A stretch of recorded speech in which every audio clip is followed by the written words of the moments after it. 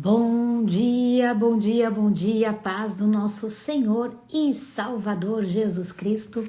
Glória a Deus por tua vida, glória a Deus por mais este dia e glória a Deus porque podemos confiar e acreditar que todas as promessas do Senhor vão se cumprir nas nossas vidas em nome de Jesus, amém? Bom dia, Pai amado e querido, muito obrigada pelo teu amor, a tua graça, a tua bondade, a tua misericórdia. Obrigada, Jesus, por mais este dia. Pedimos que o Teu Espírito Santo nos ensine, abra o nosso entendimento para que possamos compreender e viver tudo aquilo que a Tua Palavra diz a nosso respeito. Em nome de Jesus. Amém. Graças a Deus. Aleluia. Bom dia, meus amados e preciosos, a paz do Senhor. Bom dia, pastora Guedes, minha querida. Bom dia, pastor Pedro. Bom dia, pastora Leia. Bom dia, missionária Tatiane. Bom dia, missionária Carla. Oh, meu Deus, aqui só temos pastores e missionários. Glória a Deus, né? Vamos receber os irmãos também que estão entrando aqui para a nossa quinta aula sobre a Páscoa. E hoje nós vamos falar: Jesus pregou no inferno? Jesus pregou aos mortos? Vamos falar sobre isso? Amém? Glória a Deus. Vamos meditar nas Escrituras. Primeiramente, eu quero falar com vocês, trazer a vocês o sentido, a etimologia das palavras, porque a compreensão correta do sentido da palavra faz com que nós venhamos entender melhor o texto bíblico, venhamos fazer uma exegese mais fiel ao que o texto está dizendo, e isso é muito importante. Na nossa instituição de ensinos, na FATEJA, nós estudamos muito, não só a etimologia das palavras, mas nós ensinamos os alunos a fazerem uma boa exegese, a executarem a hermenêutica, a realizarem uma homilética, para que possam manter a fidelidade do texto e também receber de Deus a palavra rema, aquilo que Deus traz de ensino para nós quando nós nos dedicamos e nos debruçamos ao conhecimento bíblico. Isso é muito importante. Então vamos primeiramente para a etimologia da palavra no hebraico. O Antigo Testamento ele foi escrito no hebraico com porções em aramaico. O Novo Testamento foi escrito no grego, depois ele foi traduzido para o latim, voltou para o grego e daí para as demais línguas, ok? Nas escrituras hebraicas, a palavra usada para descrever a esfera dos mortos, ou seja, o lugar onde os mortos ficam, é chamado de Seol. Esta palavra no grego significa Seol, lugar dos mortos. Este é o significado da palavra no hebraico. No grego, nós vamos ver também que o significado ele é o mesmo, lugar dos mortos, porém a palavra no grego, falada no grego, se diz Hades. No hebraico, Seol, e no grego, Hades, que se refere ao lugar dos mortos também. Entendendo e compreendendo a etimologia da palavra lugar dos mortos, nós vamos agora partir para os textos bíblicos para entendermos o que Jesus fez após a sua morte de cruz. Quando Cristo expira, ele entrega o seu espírito naquela cruz. Ele diz: está consumado. O que acontece até a sua ressurreição? Vamos então ampliar esse conhecimento. Vamos no livro de Salmos, capítulo 16, Salmos 16, verso 10 e 11. Salmo 16, verso 10 e 11. Vamos ler a partir do versículo... esse aqui é um salmo de Davi. Vamos ler a partir do versículo 8, ok? Versículo 8. Tenho sempre o Senhor diante de mim. Com Ele, à minha direita, não serei abalado. Esta é a razão da alegria que trago no coração e no íntimo exulto de prazer, e assim meu corpo repousará em paz, porque tu não me abandonarás nas profundezas da morte. nem permitirás que o teu santo sofra decomposição. Tu me fizeste conhecer o caminho da vida, a plena felicidade da tua presença e o eterno prazer de estar na tua destra. Glória a Deus. Aqui Davi, ele está externando a fidelidade de Deus e a sua confiança em Deus no que viria após a morte física. Amém? Na sequência, para nós pegarmos todos esses conhecimentos para formar esta linha do entendimento e da compreensão, nós vamos agora para a primeira carta de Pedro, capítulo 3, lá para o finalzinho da Bíblia. Primeira carta de Pedro, capítulo 3, versículo 19. Amém? Primeira carta de Pedro, capítulo 3, versículo 19.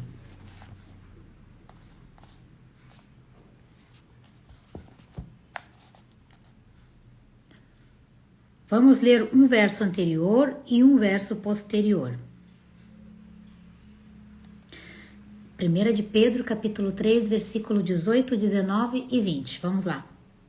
Pois Cristo também foi sacrificado uma única vez por nossos pecados, o justo pelos injustos, com o propósito de conduzir-nos a Deus, morto de fato na carne, mas vivificado no Espírito, no qual igualmente foi e proclamou aos espíritos em prisão, os quais na antiguidade foram rebeldes durante o tempo em que Deus pacientemente aguardava a construção da arca nos dias de Noé. Na arca, apenas algumas pessoas, a saber, 8, foram salvas por meio das águas, que, prefigurando o batismo, também vos salva, o qual não é a remoção das impurezas do corpo humano, mas sim o resultado de uma boa consciência para com Deus por intermédio da ressurreição de Cristo. Quando Cristo ele entrega-se na cruz, ele vai então aonde? Ele vai ao Hades, ele vai ao Seol. Ele vai ao Seol, ele vai pregar para aqueles que morreram em Deus e vai levá-los, e ele também vai pregar a vitória para aqueles que já estão no inferno, aqueles que recusaram o chamado de Deus. Veja que ele vai falar, aqueles que rejeitaram a Deus na época da construção da Arca de Noé, porque quando Deus dá orientação para Noé construir a arca, e segundo aí, né, os historiadores e a palavra, também diz que foi um período aí de quase 100 anos. É como nós hoje, nós estamos anunciando o evangelho há quantos anos? Há quantos anos as pessoas que estão ao nosso redor estão ouvindo e estão vendo o anúncio da palavra? E quantos estão rejeitando a palavra? Só existe uma alternativa segura para o homem, que é ter a sua vida entregue a Jesus Cristo. O caminho para Deus é Jesus. O caminho para o inferno é não crer em Jesus. Por isso, aquele que crer e for batizado, Marcos 16, será salvo. Mas aquele que não crê já está o que? Condenado. Dentro do que Pedro está dizendo aqui, o apóstolo Pedro, vamos pegar outros textos bíblicos para nós expandirmos aqui a nossa compreensão. Vamos para Efésios capítulo 4. Efésios capítulo 4. Vamos sempre ler um versículo anterior e um versículo posterior ao que está na tela, ok? Efésios 4, versículo 7. Amém? E a cada um de nós foi concedida a graça, conforme a medida repartida por Cristo. Por isso é que foi declarado: quando ele subia em triunfo às alturas, levou cativos muitos prisioneiros e distribuiu dons aos homens. O que significa, ele subiu, senão que também desceu às partes mais baixas da terra? Aquele que desceu é o mesmo que semelhantemente subiu muito além de todos os céus para preencher tudo o que existe. Aleluia, glória a Deus. Então Cristo desce, ele vai pregar para aqueles que em Deus morreram e vai levá-los com ele, e ele vai pregar no inferno, ele vai anunciar a vitória triunfante que foi realizada através da vida de Cristo ao passar pela cruz. Glória a Deus, né? Isso é tão... Eu estava conversando com o meu esposo ontem sobre isso, né? Isso é tão tremendo. Nós vemos que Deus, ele é um Deus extremamente justo. Ele é um Deus justo. Ele é um Deus fiel. Quando Jesus Cristo passa por todo o processo que nós estudamos aqui nas 4 aulas anteriores, nós vamos vendo um posicionamento de um Deus que se fez homem e tinha em si as limitações, entre aspas, do corpo de um homem. Mas vejam o que é a mente, o que é a compreensão de se estar firme naquilo que tem que ser executado para que o nome de Deus seja glorificado. Cristo, mesmo sendo Deus, o apóstolo Paulo vai dizer, ele não usurpou ser como Deus, mas ele se humilhou à morte e morte de cruz. E nesse momento que acontece isso, nós vamos lá para o Evangelho de Lucas, capítulo 23. Então veja, Jesus entregou o seu espírito na cruz, desceu ao Hades, pegou as chaves do inferno, que nós já vamos ver lá em Apocalipse, e ele volta e diz aqui agora em Lucas, capítulo 23, versículo 43, vamos ler aqui, Lucas 23...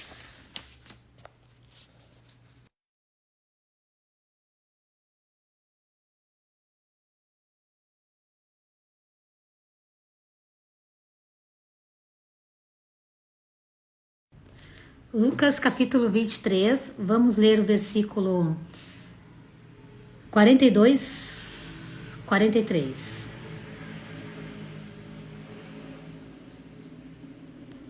Vamos lá? Então dirigiu-se a Jesus, rogou-lhe: Jesus, lembra-te de mim quando entrardes no teu reino. E Jesus lhes assegurou: com toda a certeza te garanto, hoje mesmo entrarás comigo no paraíso.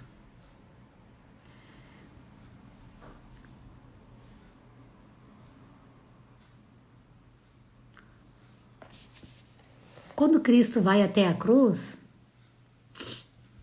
ele vai para cumprir um propósito de instaurar o reino de Deus na terra e todos aqueles que entram neste reino serem salvos, serem resgatados. Quando esse ladrão que está ao lado de Cristo, que eram 2, né? Um deles, ele reconhece Cristo. Imediatamente Cristo vai dizer: ainda hoje estarás comigo no paraíso. Existem 2 vertentes de ensino, as que eu conheço no meio da teologia. Tem uns que acreditam que todos aqueles que morrem hoje ficam ali nesse seio de Abraão.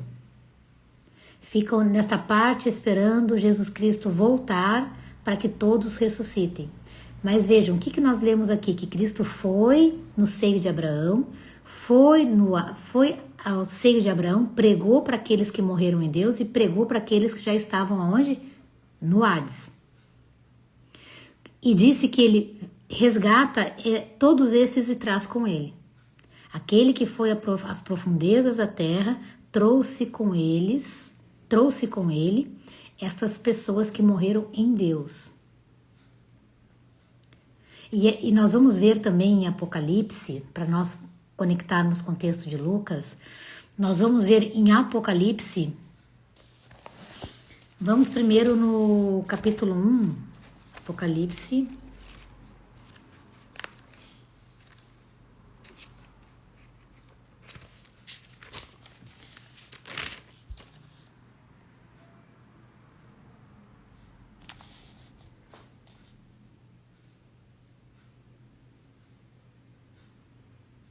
Apocalipse capítulo 1, versículo 18 primeiro.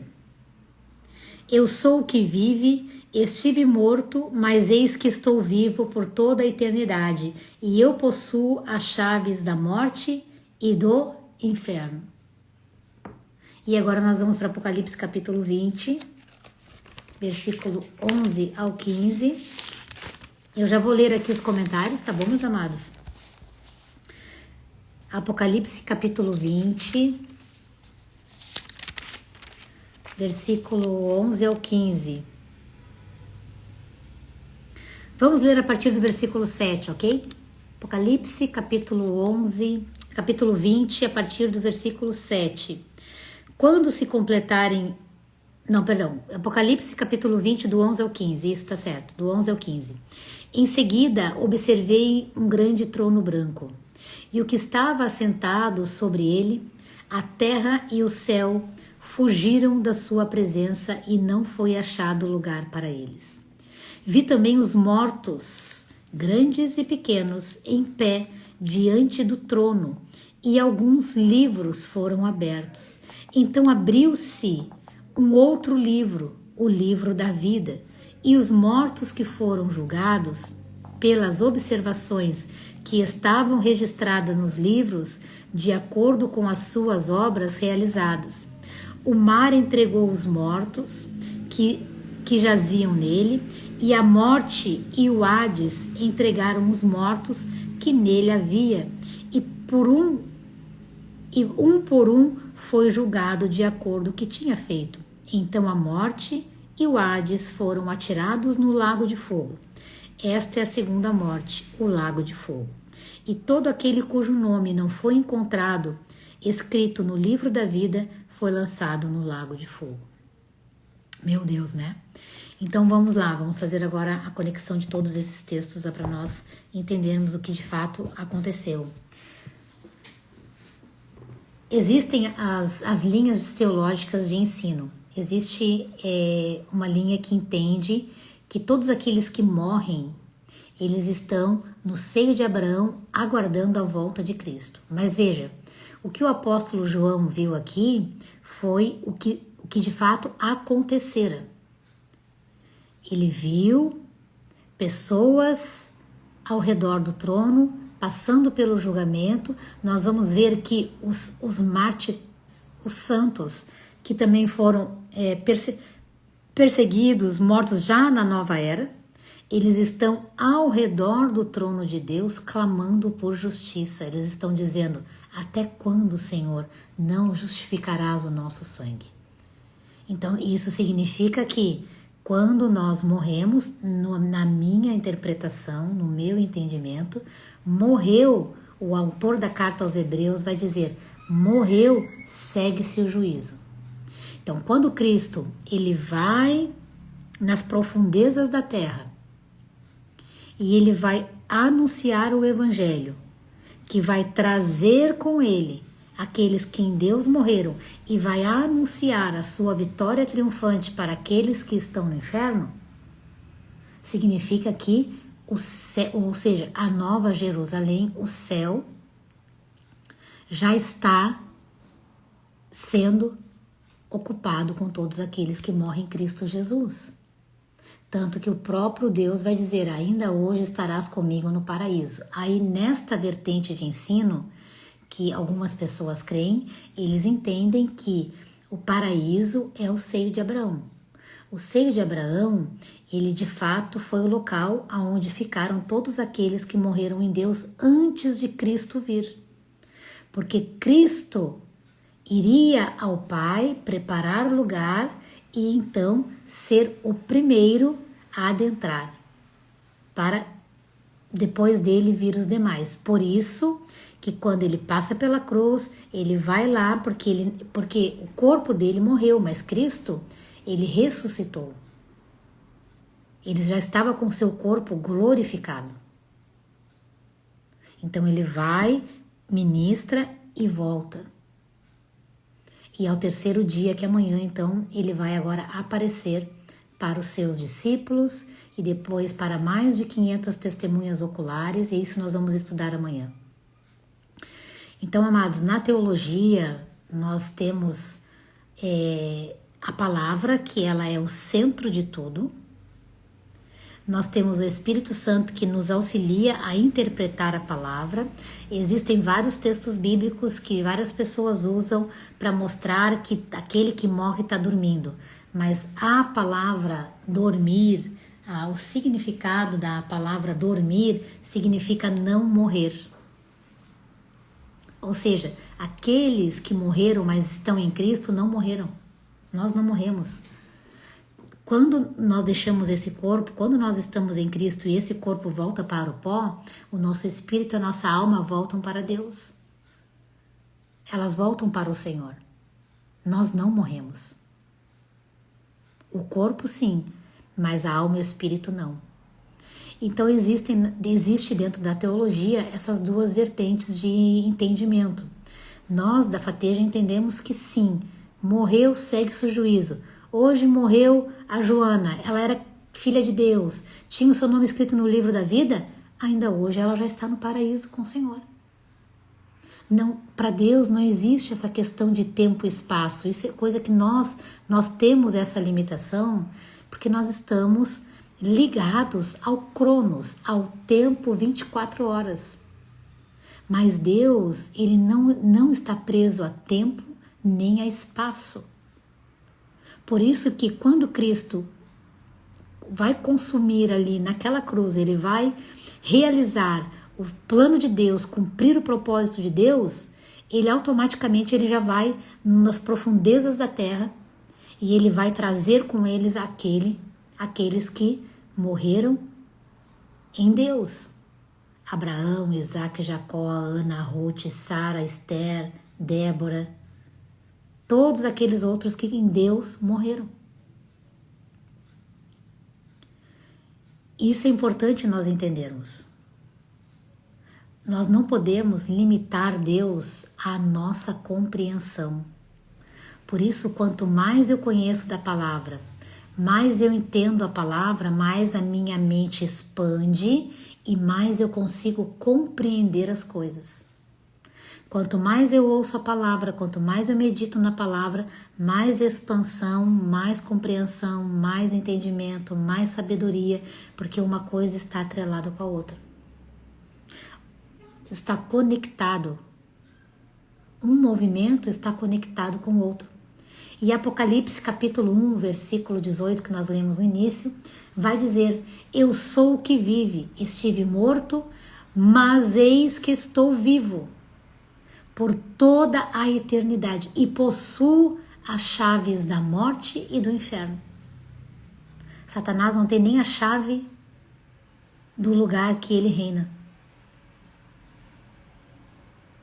E é por isso que ele vai ficar trancado lá no milênio também. Ele não tem nem a chave do lugar que ele reina. Porque Cristo é vitorioso, Cristo é triunfante, ele triunfou sobre a morte. Ele venceu a morte. Ele venceu. Ele venceu. Ele é o alfa, ele é o ômega, ele é o princípio, ele é o fim. Ele é Deus, o Deus encarnado. Glória a Deus. Aleluia. Que tremendo, amados, que tremendo. Glória a Deus, glória a Deus. Bom dia, mãezinha querida, um beijo, meu amor, te amo, dá um beijo no pai, bom dia, pai. Bom dia, Débora Mechará, bom dia, Fabiana, Fidetinha, Pastora Ruth, Jeane, Maria, Robéria, Ana, bom dia, minhas amadas e preciosas. O conhecimento, amados, ele liberta e ele também amadurece. Quanto mais conhecimento nós vamos adquirindo da verdade, mais nós vamos tendo a nossa mente livre e mais nós vamos amadurecendo. Veja, nós não podemos ter medo da morte. Aquele que está em Cristo, ele vive eternamente. Agora, se você não entregou a sua vida a Jesus, se você não tem o seu nome escrito no livro da vida, aí se preocupe. Porque se a morte bater na tua porta, o seu destino não será o céu. Então nós temos que entender que a vida é muito além do que o que nós vivemos no planeta Terra. Existe a vida eterna e existe a morte eterna. Então Cristo reinou triunfante quando ele entrega o seu espírito naquela cruz, ele desce nas profundezas da terra, ele anuncia o evangelho àqueles que estavam no seio de Abraão e ele vai anunciar a sua vitória triunfante para aqueles que não creram na sua verdade. Glória a Deus. E por isso nós vamos falar amanhã também sobre a ressurreição. Agora esse marco da história que vai trazer para nós cristãos, nós que seguimos a Cristo, um novo modelo de vida, uma nova forma de viver, uma nova forma de entender e de compreender a vida, o seu sentido e o seu propósito. Amém, meus amados e queridos? Glória a Deus! Que tremendo, né? Glória a Deus, que tremendo. Amados e preciosos, amanhã, depois da nossa live, nós vamos realizar a Santa Ceia.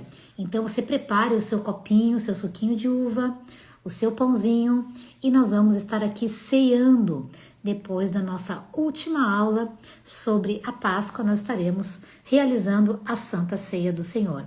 Você pode preparar na sua casa o seu pãozinho, suco de uva e juntos estaremos sentados à mesa com o Pai, ceando e celebrando a vitória triunfante de Cristo Jesus, que nos deu acesso ao Pai, que nos trouxe paz com Deus e por isso hoje nós podemos ter esta comunhão maravilhosa com o Pai. Amém? Quem pode participar da ceia?